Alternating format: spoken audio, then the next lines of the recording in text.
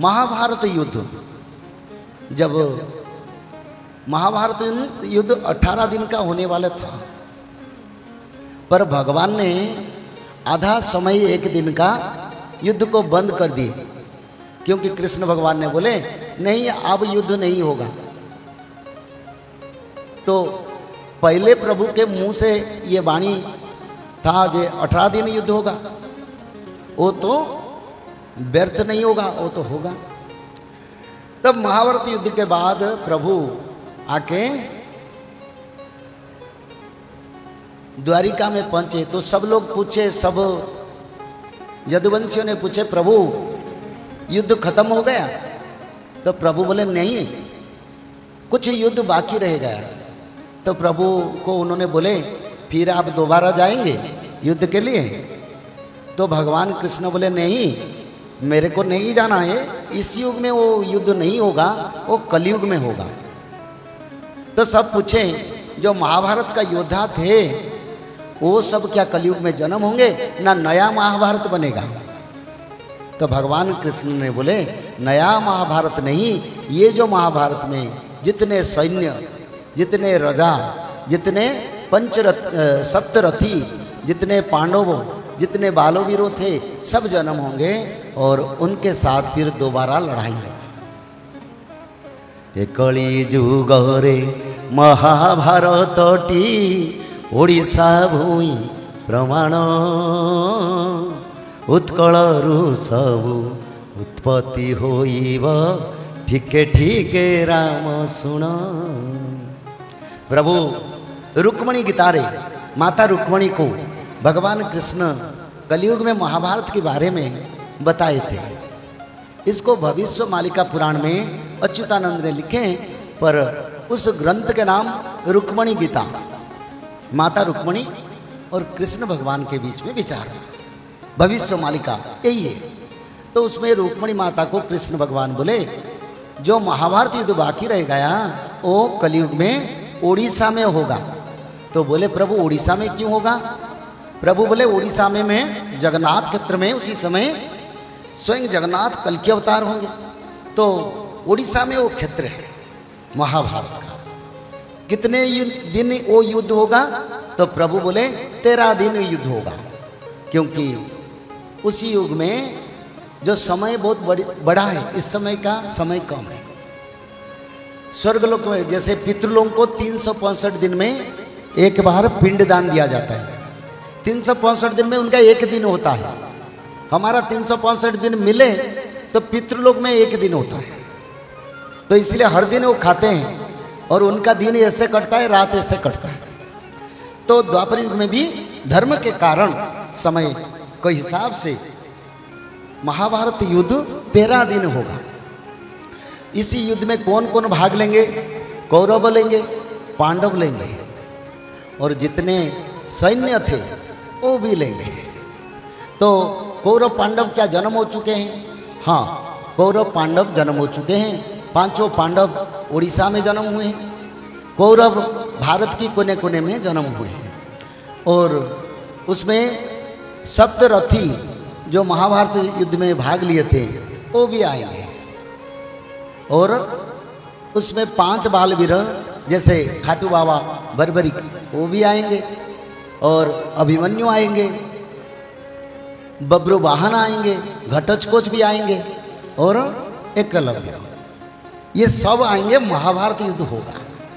तो कैसे उत्पत्ति होगा ना? सबसे पहले भविष्य मालिका का प्रचार होगा, और भविष्य मालिका का जब प्रचार होगा सब महाभारत के कौरव पांडव एक संगठन में आएंगे, जिस संगठन का नाम रहेगा सुधर्मा महासंघ। सब आएंगे, आके फिर भगवान के शरण में रहेंगे, और भगवान के शरण में रहेंगे, भविष्य मालिका भी प्रचार करेंगे, बड़ा भक्ति भाव प्रदर्शन करेंगे। पर जब महाभारत युद्ध का समय आएगा तो सुधर्मा महासंघ जो भगवान के धर्म संस्थापना का जो संस्था है उसमें 2 भाग होंगे। एक भाग में कौरव रहेंगे, दूसरी भाग में पांडव रहेंगे। और कौरव क्या करेंगे? ना भक्तों का निंदा करेंगे, और वो फिर वो धर्म अनुष्ठान से अलग होके अलग अलग विचारधारा को जाएंगे, भगवान विरोधी आएंगे, उसमें शकुनी भी जन्म होके सबको हर दिन बात करके भगवान के धर्म प्रचार में व्याघात लाएगा। शकुनी सबको बहकाएगा, भक्त लोगों को गलत दिशा दिखाएगा। धीरे धीरे जैसे शकुनी बात कर रहा था, ऐसे भी शकुनी एक जन्म होगा। उनको देखने से, उनकी भाषा से तुमको पता चल जाएगा। तो ऐसे कौरव पांडव होंगे दो भाग। फिर दो भाग होने के बाद महाभारत युद्ध होगा, जिसमें 9 लाख सैन्य भाग लेंगे। उसी सैन्य में कौरव और पांडव के बीच में लड़ाई होगा और भगवान कल्कि पांडवों को आशीर्वाद देंगे। और आशीर्वाद देने के कारण 9 लाख कौरव सेना, जो आज के दिन में चाइना, पाकिस्तान, अमेरिका, तुर्की देश में जन्म हुए, वो भी वो समर में भाग लेंगे। और युद्ध में भगवान बुलाएंगे अश्वत्थामा को और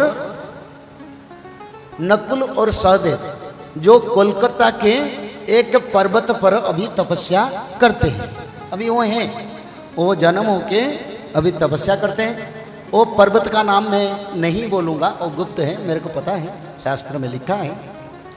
तो भगवान उनको बुलाएंगे। बुलाने के बाद प्रभु बोलेंगे जाओ कौरव पांडव का लड़ाई शुरू करो। और सहदेव को प्रभु आशीर्वाद करेंगे। उस समय उनका मन था युद्ध करने के लिए। सहदेव और अश्वत्थामा दोनों लड़ाई करके 9 लाख विदेशी सैन्य को एक समय में, 1 घंटे में सबको मौत के घाट उतारेंगे और महाभारत युद्ध अंतिम। आनंद पर हरि हरि। और बड़ा विनाशकारी समय आएगा। कौन बचेंगे? जो लोग त्रिकाल संध्या करेंगे, जो लोग माधव नाम भजन करेंगे, जो लोग भगवत महापुराण, श्रीमद् भागवत महापुराण में, भगवत गीता का बात नहीं कर रहा हूं मैं, श्रीमद् भागवत महापुराण का बात कर रहा हूं। शाकाहारी बन के त्रिकाल संध्या करना पड़ेगा। ब्राह्मी मुहूर्त पर उठ के त्रिकाल संध्या, मध्याह्न संध्या, सायं संध्या, 3 संध्या करना पड़ेगा। और 3 संध्या के साथ साथ भागवत जी महापुराण को ब्राह्मी मुहूर्त से रात 12 तक किसी समय 1 अध्याय पढ़ना पड़ेगा। और निरंतर माधव नाम को भजन करना पड़ेगा। और माधव नाम भजन करने से क्या होगा? भगवान आदि विष्णु सनातन कल की भगवान का कृपा आपके ऊपर रहेगा।